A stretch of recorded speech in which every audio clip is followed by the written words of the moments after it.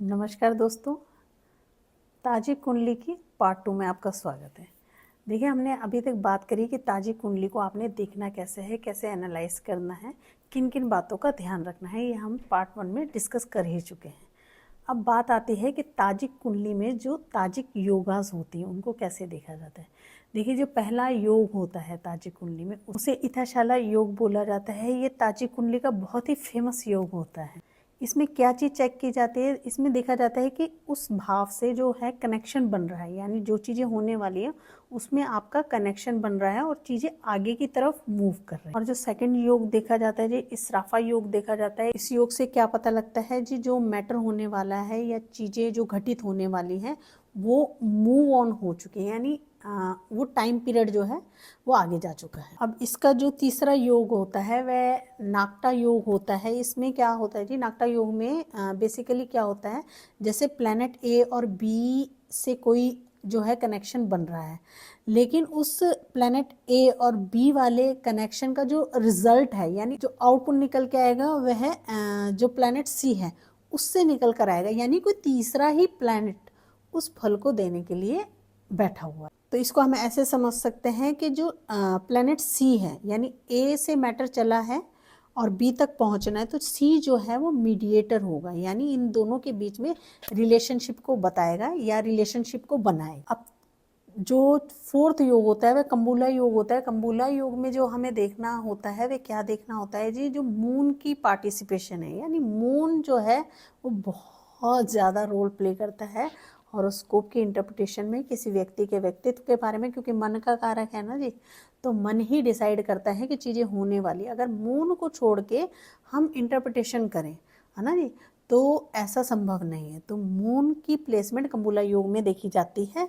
इसमें देखिए, जो ताजिक लिटरेचर है इसमें बहुत सारे योगों के बारे में बात की गई है, जिसमें इत्साला, इशरफा, नक्टा, कंबुला योग जो मैंने आपको बताए हैं, इसके अलावा भी और बहुत सारे योग हैं।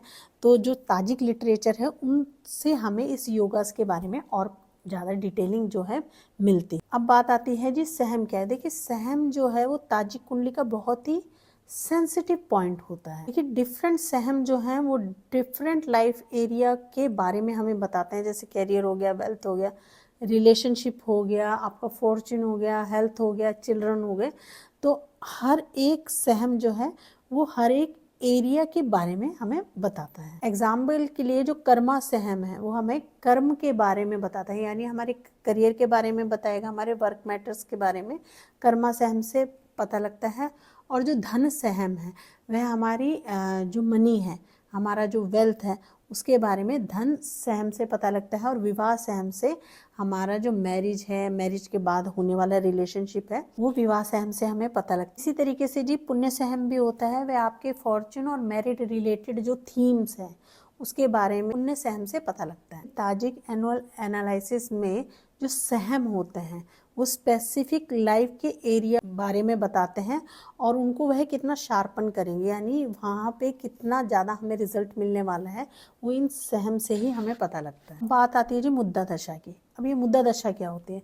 देखिए, आपकी चार्ट में कैरियर के बारे में चीज़ें ट्रिगर हो रही हैं। हमें चार्ट से, ताजी कुंडली से हमें पता लग रहा है कि कैरियर के बारे में बातें हो रही हैं, लेकिन करियर का रिजल्ट कब आएगा यह मुद्दा दशा बताती है। मुद्दा दशा जो है वह एनुअल चार्ट के अंदर, ताजी कुंडली के अंदर टाइमिंग को प्रोवाइड कराती है कि इस पर्टिकुलर टाइमिंग में ये चीज़ें घटित होने वाली। इसमें देखिए, ट्रेडिशनल कैलकुलेशन यूज़ की जाती है, जिसमें प्लैनेट का जो एनुअल पीरियड है, सालाना पीरियड जो है वो प्रोपोर्शन में डिवाइड किया जाता है, यानी डिस्ट्रीब्यूट किया जाता है। हर एक प्लैनेट का अपना एक पीरियड होता है।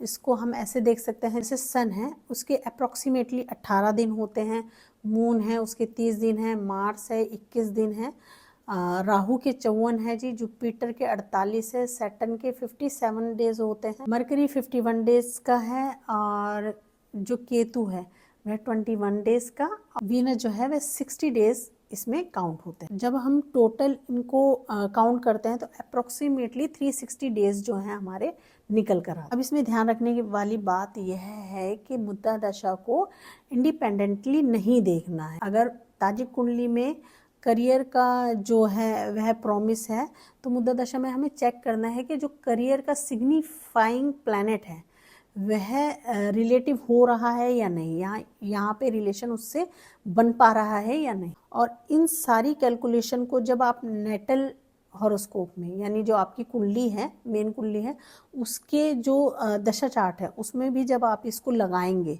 तो उसमें भी आप क्रॉस चेक करेंगे तो डबल चेक करके आपको श्योरिटी हो जाएगी कि ये चीज़ें इस समय में घटित होने वाली। इसको एक एग्जाम्पल से और क्लियर कर लेते हैं कि इसको कैसे करना है।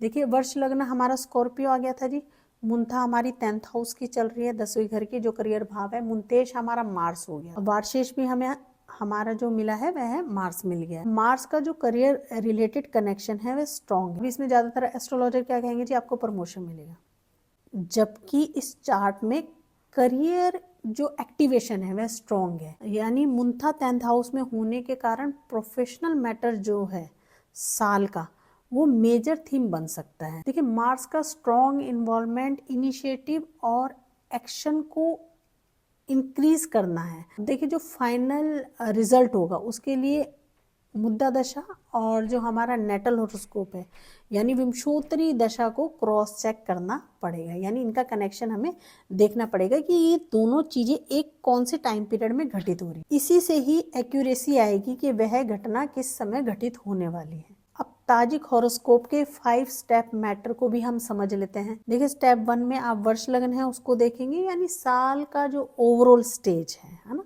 उसके बारे में हमें जो है वर्ष लग्न से पता लग जाएगा।